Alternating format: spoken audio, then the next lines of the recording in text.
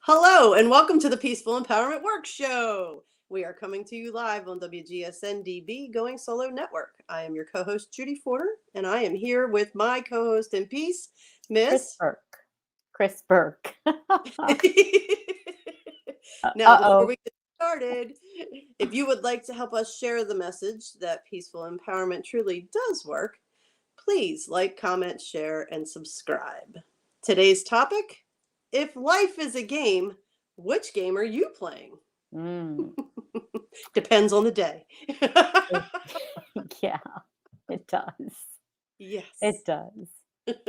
Yeah, it seems much more serious than a game, doesn't it? Yes, absolutely. Yeah. Absolutely. Yeah, interesting. The concept of life being a game is not new. There is, of course, also the game, literal game of life, right? And there have been books written. There was one in the early 1900s. I'll have to find it, but a book written by somebody who said that there were like 9 games that we might be playing, everything from enlightenment and science and beauty to the family game, which was basically the survival game, or the pride game, the wealth game, and the no game, which means just kind of existing without a sense of purpose. Yeah. So it's not a new topic, but we have a slightly new spin on it because we're looking at it from outside of the battleground. Yes, we are. And we're going to have a wonderful adventure through the map today because Judy's living it live. Yeah. She really is. Yeah, super fun. So I think we ought to introduce just briefly kind of this idea of like, let's talk about business just for a minute. Business in terms of how things get done, how exchanges are made, how things get done in our world, right? So when we go to the mailbox and get our mail, we're actually in the business of collecting our mail that's been dropped off by the business of the post office, the people whose business it is to deliver mail. And when we go to the grocery store to get our supplies, we're actually conducting business. We're going there to conduct business as the customer and make a trade, right, with the people who are in the business of making sure that there are groceries on the shelves when the customers come in the door.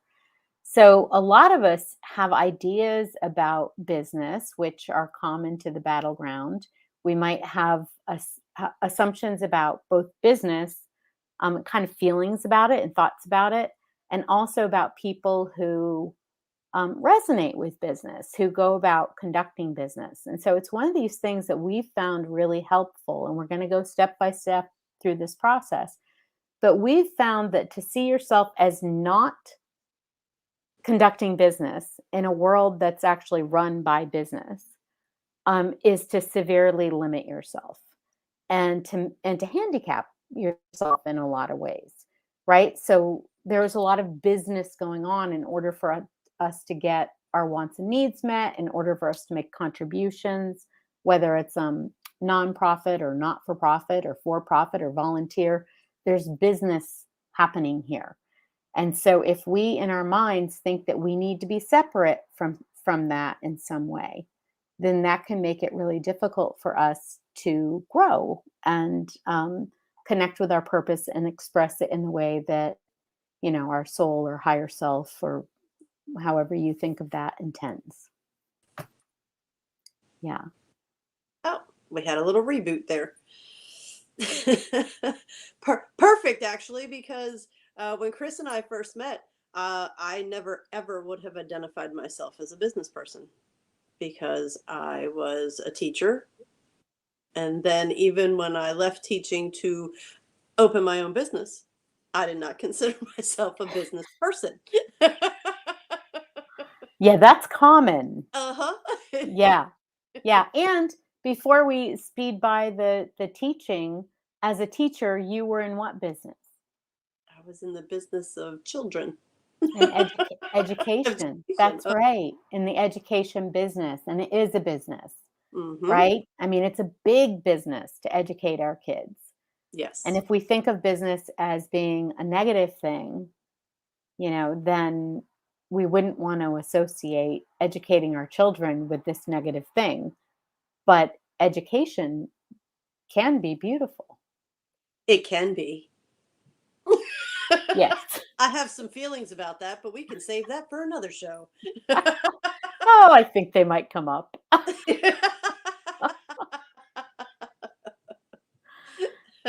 Yeah, cue the map. Ah, here we go. Yeah. All right. So we'll just touch on these, and then we're going to take. Judy is going to has agreed to go through and process some stuff that has come up in the last short while. So in zone one, basically, and this is going to, a lot of feathers are going to get ruffled, but in zone one, we are basically playing the poverty game. Right? So it's the game where there isn't enough for me. I can't have everything that I need and everything that I want. So I have to decide what I'm going to go without. And then I've got to come up with really good strategies and approaches and defenses or justifications to get the things that I'm not willing to go without. So it's really about how much am I willing to sacrifice. And there can be a sense of satisfaction from being able to sacrifice really well.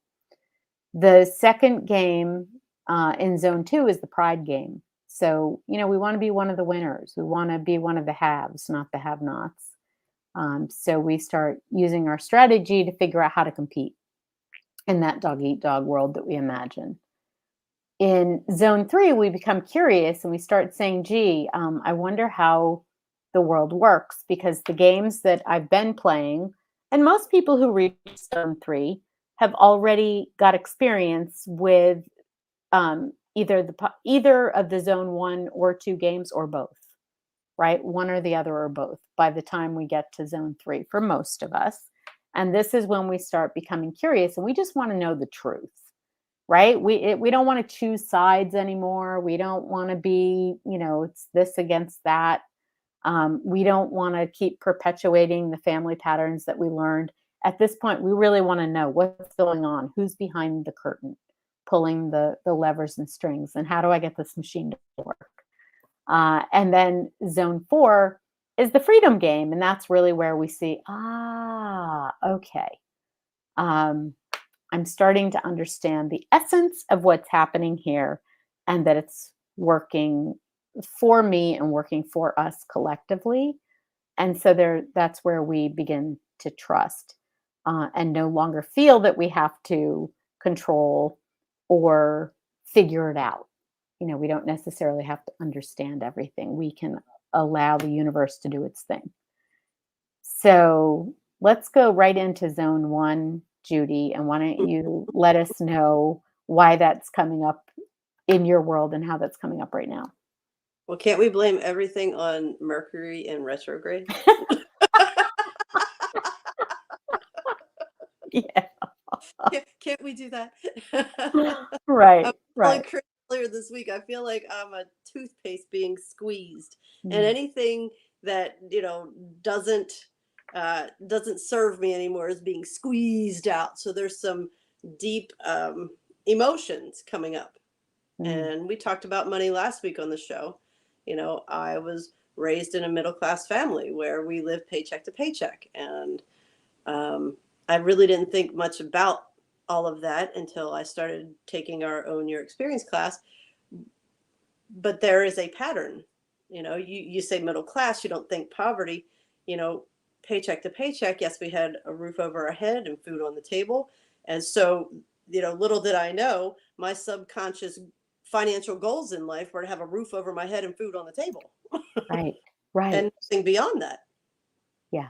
So when I started thinking and dreaming that there could possibly be something beyond that, I fall into that zone one loop of A, who do you think you are thinking you deserve more? B, you're not worth it. That's why you don't make enough money to get you out of here. The bully steps forward Mhm. and keeps me in this emotional loop of no. Right. And then anger sets in and it's like, ah, I never have enough. I can never get ahead. Blah, blah, blah, blah, blah. Right. But in conversation with Kris, I found out because I've only had it from this angle where the bank account's low. But Kris shares that she had the money. And even when she had yes, you have more money, but you spend more money. Mhm. So just because somebody's out there making, $500,000 a year doesn't mean they're banking that. Right. If they have high expenses as well, then they can live paycheck to paycheck too. And I was like, what? Yeah. That happens? Yeah. It absolutely does. Yeah. I mean, I know trust fund babies. They're not babies anymore, but I know trust fund people who essentially live paycheck to paycheck, just at a completely different level of, comfort and expense. Yeah. Yeah. Yeah. So, and then of course I became a teacher, which that's not going to rip you out of poverty. No. And in fact, becoming a teacher, right? The goal to become a teacher for a lot of people is that it falls into that category of, there's security, there's job security, there's that regular paycheck. So I can get from one week to the next. And Yes. usually it's good benefits and a retirement package. I was going to say back in the day when I was, in college, it was all about they have a great pension, you have great health insurance, blah, blah, blah, blah, blah, blah, blah. It's secure. You're always going to need teachers. This is it's a perfect career. Yes. Yes. Everybody Exactly. would say you're not going to get rich, but, it'll be stable. Right. Right. And Yeah. that's part of the poverty game, right? I mean, part of what perpetuates the poverty game is this idea that to have more choice, right? So money provides options. To have more choice and more freedom is to give up your security. And that's really only, I mean, if you think about that, just like drill in a little bit on that, to have more makes you less secure. But that's actually part of the belief system. It's part of what keeps people stuck in the poverty game is this absolute conviction that playing small. And I love all of the people who do all of the things in our world. So this isn't about groups of people. This is about the mindset where we think if I stay in my comfort zone and I do what's safe, that's somehow going to protect me in a way that going out into the world and finding my bliss and living that wouldn't. Yeah. We're convinced again that it's either or, that you Right. can have both. Right. Yeah. Right. And you hear teachers complaining a lot. I have teachers in my family too. So you have teachers complaining a lot about the income, the salary, right? That they don't get paid enough. Um, and one of the interesting things is that, if no teachers were willing to work for the money that is paid, then the system would be different. Mhm. Right? But because we're willing to say, well, yeah, I don't get paid enough. I don't feel valued by what I'm paid, but I've got a roof over my head and food on the table. Right? Or, It's very or much in, yeah, that or I have this many years in. What am I going to do? What else can I do? right. Yeah. Right. So they choose to live in a self-imposed hell, Hmm. which Yeah. I did for a long time. Yeah. Hmm. Yeah. Yeah. So let's talk a little bit about when we're playing the poverty game. One of the hard things is that we still need to buy things, don't we? Yes. So let's say you need to buy a car, that's so going into the car dealership and purchasing a car is conducting business Mhm. with, with the car dealership and with a bank usually, right? When we are playing the poverty game, do we feel like we're conducting business when we buy a car, Judy? No, my experience is buying a car is please God get me an approved loan and because I need it. It's not like I would go buy a car because I wanted a new fancy car or I wanted a new ride. It was because something happened to the one I had and I desperately needed another one. So I'd go into the dealership with that desperate energy. Yes. Yes. not not once thinking I'm conducting business, but thinking more along the lines of please God help me. Yes. You know, Yeah. and I am, I am not everybody out there. I know there are a lot of people out there that understand completely buying a car is business. Mhm. They love to negotiate. They love all that kind of stuff. We started off this show with me saying I never would identify as a business person, Right.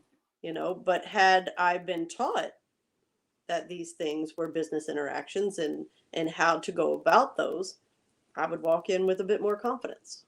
Yes. Absolutely. Wouldn't feel powerless. You would have thought it through ahead of time. You would have a plan. You would know how to approach it.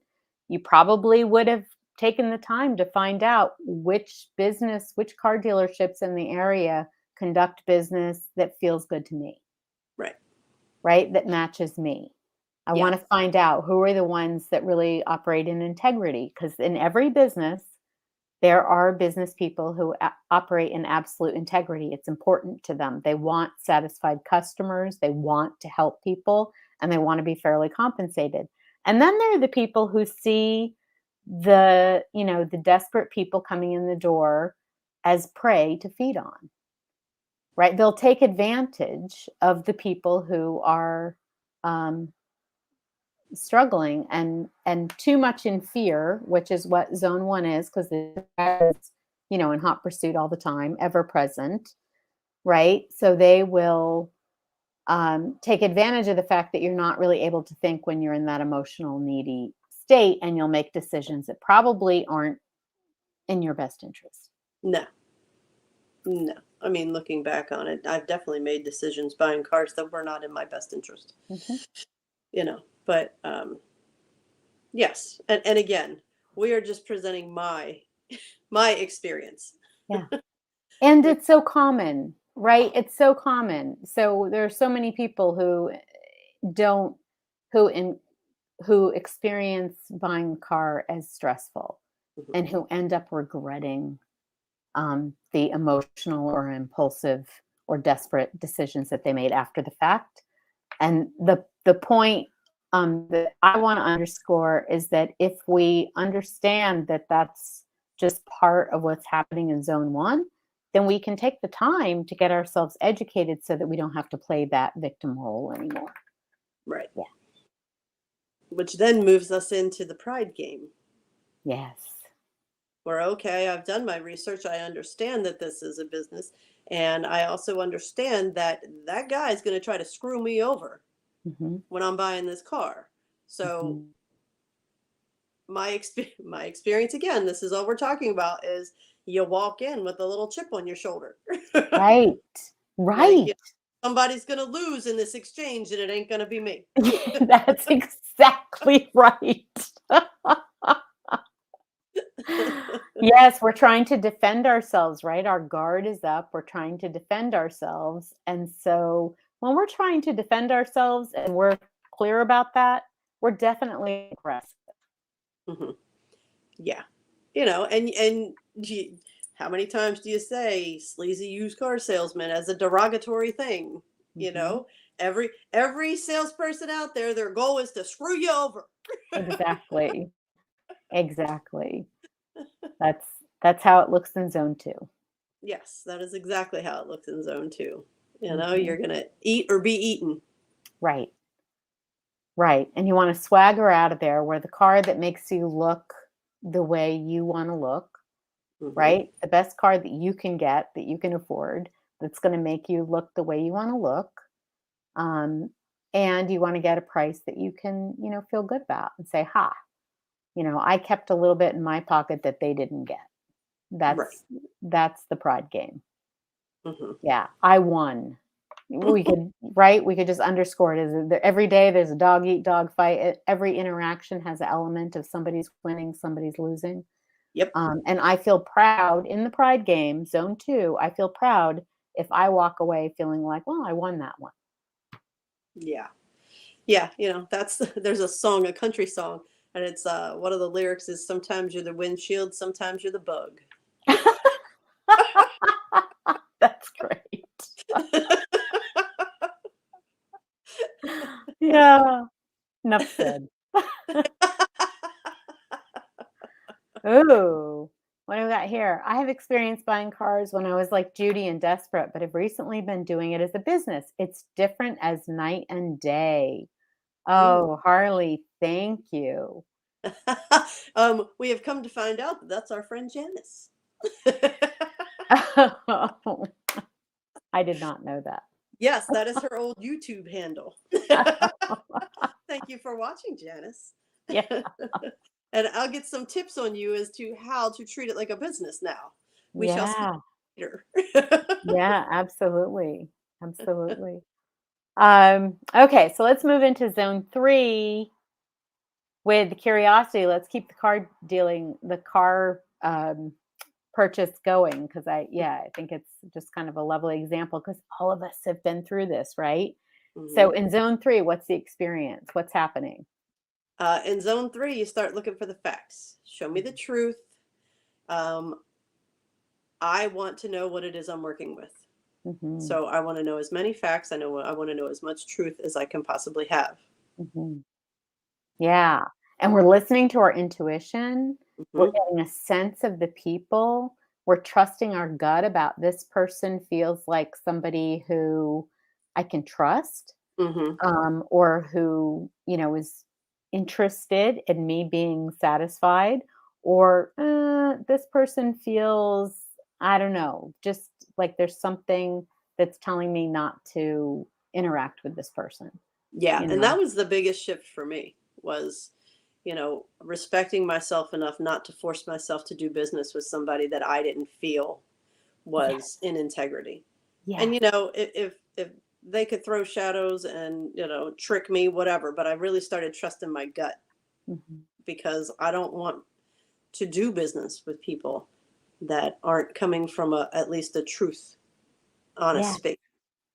Yes. I want them to be in integrity because I show up in integrity. I'm here to offer my truth.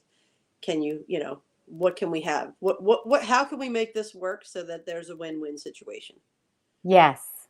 Absolutely. And that's beautiful. You said everything. I mean, that's like one of those mic drop moments, where you said everything about we have to walk in, we have to take responsibility for walking into the interaction, in integrity. We have to be sure that we're being honest with ourselves about the situation, Mhm. about any anxiety we might be carrying, about any shame we might have, about, I want to be able to buy the Porsche, but I have to buy the whatever, Escort, right? Ford Escorts. Do they even make those anymore? Those used to be a thing when I was a kid. The kids Um, call them the hoopties. yeah, right.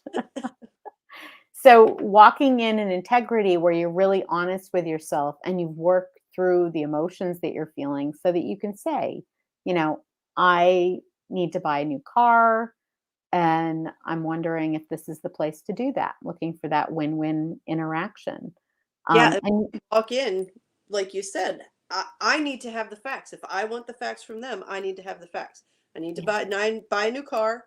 This is what I have to spend. This is what I can afford each month. yeah, Can we yeah, make them work? yeah, yeah. Which that's part of the learning. We don't want to when to offer that, Right. that information, right? Mm. Because if we walk in and say I've got $600 a month, they'll sell you a $400 a month car for For 600 six bucks a hundred month. dollars, Yeah, exactly. absolutely, absolutely. Not people in absolute integrity, but we have to find out if they're in integrity first, Right. right? So what do they steer us toward? Um, yeah. Yeah. So I'm sorry. I was thinking more that I needed to know. because Yes, before you walk in there in that desperate energy of please God, just give me a car, right, approve me for a loan so that I can have a car to get to work. right. you know but in zone 3, I feel like I know what my limits are, what my boundaries are, what I'm willing to pay, what I'm not willing to pay. Yeah. Yeah, I didn't mean you went in and be like, hey, this This is is how what much I that's good. That's good. And when you're clear about what's a win for you, have. Hmm. right? And you're committed. It's like you said, when I have enough respect for myself that I'm going to choose who I do business with, right? And I'm going to choose what the terms are that work for me, what my boundaries are that work for me. When you're clear about that, you can't lose, because the worst thing that could happen is you can say, no, thank you, this doesn't work for me, and you leave. Right. And you go find a place where what you have does work, Hmm. right? Yep, absolutely. We have to protect our own win. We have to know what a win is for us, and we have to be committed to holding the line on that in order for a win-win to happen with somebody else. We have to make sure our win is protected. Yes, and it may sound woo woo or whatever, but I feel like people that are in integrity are living heart forward. Yeah. And it won't be long before people realize, like recently they discovered Brandon. Oh, I just butchered that. Greg Braden. He recently was sharing some science reports where they found out that the heart actually communicates much more to the brain. The flow of information from the heart to the brain is actually a bigger flow than the information that's being transferred from the brain to the heart. So it turns out that what people have been saying for thousands of years, follow your heart, listen to your heart, plug into your heart, open your heart, trust your heart, that there's real science behind that now. That says, yeah, there's a flood of information available to us. So much more there than our heads have access to. If we can open that up and learn to integrate it into our day-to-day life. Yeah. There is a favorite TV show of mine that isn't on anymore, but one of their things was clear eyes, full hearts, can't lose. Yes. Hmm. Thank you for. Absolutely. Yeah, absolutely true. Yeah, so let's pop up into zone 4 for a moment. So the freedom game, you know, um, the freedom game, that's the fun one where you're walking in to buy the car and you're like, oh, the perfect car that I need is, you're going to make itself known or it's not. you know, it's this um, not needing to be so consciously involved in the process because you trust that what you need and the circumstances around it are going to be presented to you, and that you'll recognize it when it happens. And so there's much more of that's the freedom to, let things happen on their own and then discover how perfect whatever it is that's happening is. And I know that can sound really crazy to people that are especially in zone 1 and zone 2, battleground. Mhm. I mean, Oh, because yeah. battleground, it's all about fighting to survive, Right. fighting to stay on top, fighting not to get beat, you know? And then to take this concept of, I need a new car, and I'm just going to trust that the perfect car is going to show up Mhm. exactly when I need it, is quite a leap.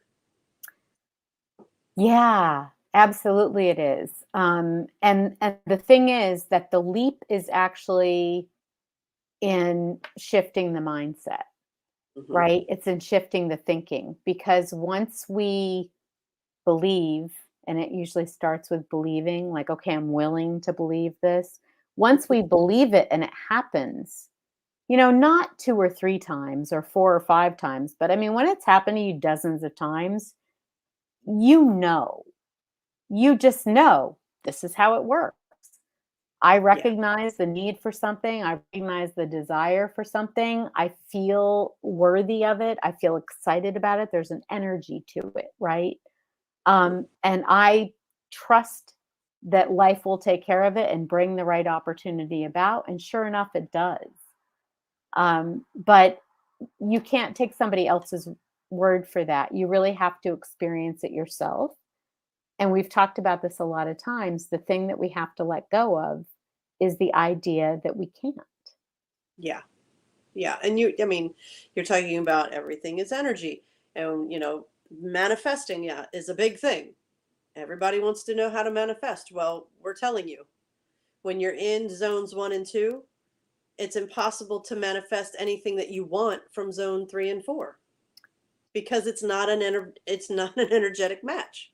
Right. That's why Kris is saying that you have to feel that you're worthy of it. You have to feel that you deserve it. And that's, when that's all self-love. Mm-hmm. That's loving yourself enough to understand that you are worthy of everything you wish to have. Yes. And that means and it's a process. It means that you're not judging yourself. We call it shoulding. You're not shoulding yourself. I should Right. be doing this. I should be doing that, Right. and that's part of zone 4. Okay, this is what I need. And I'm going to continue to move throughout my days, focused in keeping my vibration, my energy high. And if it is something that is for aligned with me for my highest good, it will appear. Yeah. And to make it really simple, we know when something's aligned for our highest good because it makes us smile, Yes. right? It brings us joy. So this is not about, oh, I want this thing so everybody will see me drive by and think how cool I am. It is not that, right? When we're wanting that, which is an experience that people want, we have to have that experience often until we realize that it doesn't deliver what we had hoped it would, or been sold that it would, right? So when we want something so that we can separate ourselves or make ourselves superior to other people, or we can create a sense of envy, or to prop ourselves up because we feel low, when we want things for those reasons, we're just inviting in more zone 1 and zone 2 experiences. Yeah. Right? That's ego. Yes. It's ego based. And Yes. it's not saying soul doesn't want nice things too. We're talking about the energy and the intention behind Mhm. what it is you wish to have. Yeah. Soul wants it for the experience, for the love of it, for the, soul appreciates beauty and, things and other people that enrich the experience, Hmm. right? And to just have reverence for it and just gratitude for everything that is. It's such a different experience. There's no sense of wait till I tell everybody. Right. That's just gone. It's really about the experience itself that you're sharing with people, animals, whatever it is that I'm a horse person and a dog person, so the animals come up a lot, right? But whoever you want to share that experience with, it's about the experience being even richer because now we have these resources or other gifts that we can use. Yeah. So if you're in that mindset of when I have this, I can be happy, or when I have this much money, then I can be happy.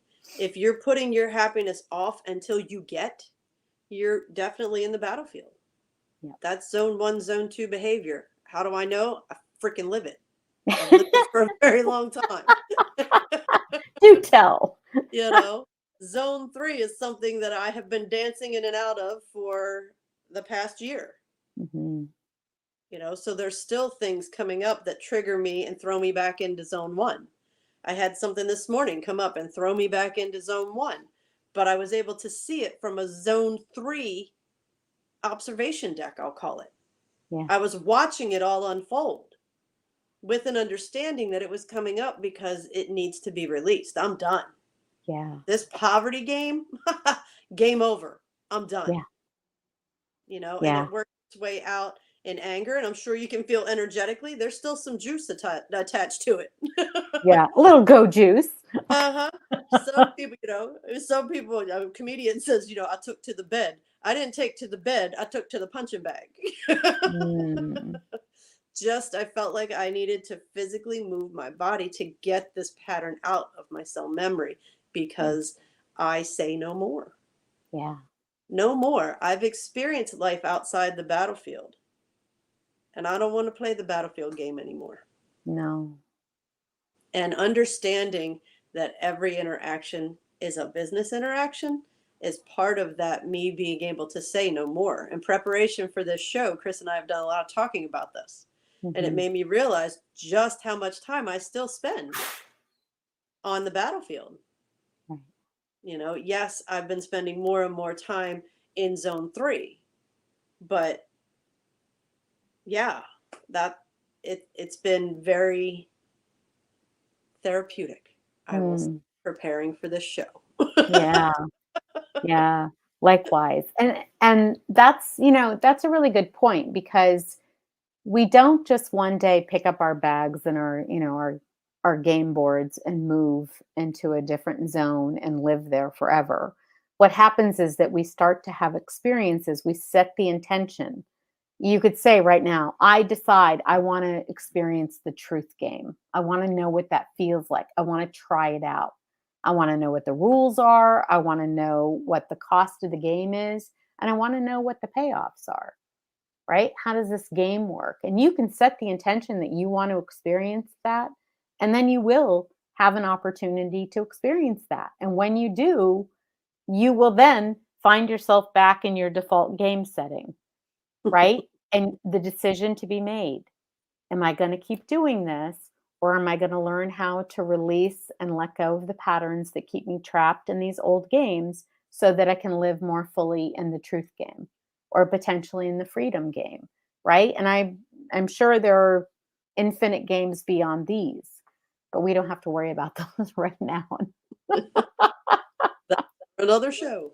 Yeah. Yeah. Maybe another epoch or something. I don't know. I think you brought up a perfect point, the pros and cons. And when you and I had discussed prepping for the show, that maybe we go through each game and Yeah. talk about some pros and cons of each. Yeah. Yeah. What are the pros of the poverty game? Well, honestly, one of the pros is you have an excuse to get out of shit you don't want to do. Oh, I'm sorry, I don't have the money for Yeah. that. Yeah, Mhm, absolutely. And you also get the approval of the other people playing the poverty game. mhm. Yes, well, you get an attention. Oh yeah, I know what you're feeling. I've experienced those things too. So you get in your little club. Um, and those are the people that you don't, feel shame about admitting the fact that you're playing the poverty game. Right. Right. Yeah, misery loves company, Mm-hmm. right? So we get into our little shame circles actually, and we're like, "Oh, you're as bad off as I am, so I don't feel so ashamed of Mm-hmm. talking to you," right? But we could see how that would perpetuate this idea that we're hopeless, Mm-hmm. that we're powerless, when really nothing could be further from the truth. But as long as we believe in our powerlessness, we're going to keep experiencing it, Yes, right? and when we're surrounded by people that believe in the powerlessness as well, that's what keeps going. Yeah. No, Mm-hmm. because there's nothing to um, give us an alternative. There's nothing to show us a different perception or perspective. Yeah. Right. So what's the payoff? The payoffs, rather, what's the cost of playing the poverty game? You never, you're always treading water, barely keeping your head above water, Yeah. just working to get through the day. Yeah. Yeah. You never really find out who you are and Mm-mm. what you're capable of, which is in your heart. We can tell you from, helping people to open their hearts and get their head and heart in alignment, that in your heart is a desire to really know who you are and to embody all of the wonderfulness and to find out how much of that you can express in this world, right? And how wonderful that experience can be. Like that's in you. But it may be under a lot of layers of, oh no, if I start to look like I'm glowing with happiness, the miserable people around me are going to get jealous and try to swat me back down. Hmm. That can be a real thing. Oh, it's definitely a real thing. How can you be so happy when you have nothing? Right. You know, Right. because I don't have material things, I can't be happy. Right. And that's one of those societal conditioned beliefs. Yeah, that's some of that bullshit, right? So Bullshit and it's bumper sticker. bullshit and bummer. So it's very well known that when people with a lot of financial wealth and material wealth meet somebody who's genuinely um, joyful and at peace and purposeful and experiencing prosperity, however they define that and experience that, that they find out how little the money and things are worth Mhm. when you meet somebody who really loves being who they are and you can't take that away from them, right? That's when people who've spent their lives striving and trying to achieve all of this stuff so they can win find Mhm. out, wow, I don't even like being me, right? Yeah. What have I won? That's zone 2. That's totally That's zone game two. of zone 2. Yep. Yeah. And it would appear as though we're running out of time. What? What? No, Uh-huh. I want a do-over. I know, right? It goes so fast. It does go so fast. It's wild. Yeah. So I guess yeah, well, there we go. I Um, guess we said all the brilliant things we had to say today. I guess so, and I'm sure we will touch back with the games being played in Zone 3 and Zone 4. Yeah. Yeah, we will. And I feel like we did get the essence of it. Hmm. I feel like we could feel the energy of, over here we can't. Over here we can, but we have to everybody else is going to, pay for it. Right. And then as we move into zone 3, it starts to be like, huh, I wonder what's going on here. And in zone 4, we're like, bring it on, baby. Exactly. We Yeah. don't have to figure out the how. No. Just got to get out of the way and let it happen. Yeah. Live in that frequency, that vibration of love and joy. When Mhm. you are living in your love, living in your joy, you attract things that help support that. Just Yeah. like when you're living in the poverty, you're living in that lower vibration, you're attracting things to support that pattern. Right. So how we get out of it is by loving ourselves. Yes. And thank you for saying that because that's exactly the idea of manifesting. We are always 100% of the time manifesting what we're requesting. So when Mhm. we're in zone 1 and zone 2, we may not want what we're manifesting, but it is what we're requesting with our thoughts and feelings. It is where our energy is. It Mhm. is where our focus and attention are. So every time you say, I don't know why I never have enough money, think about, is that what you want to order? Do you want more of, I never have enough money? Do you want more confusion? I don't know why. Poor me. Or do we want, and I've been there. I lived it for a long time, so I speak from experience. And this is total compassion realization, like just stop hitting ourselves, right? Yeah. And just rewrite it in a way that you'd love it. Like show me how to live in prosperity. Show me how to walk with grace. Mhm. I love that. Well, you can find us at www.masterfulu.com, www.masterfulu.com. Mhm. There are 3 levels of engagement. You can listen to the show every Thursday. You can join our workshops. We'll have dates for that next week. And you could join our 12-week program. Woohoo! Yeah. So thank you all for joining us again today. And we look forward to next week where we Yeah. shall meet again. Yes. Thank you. Thank you, Judy. Thank you, Kris.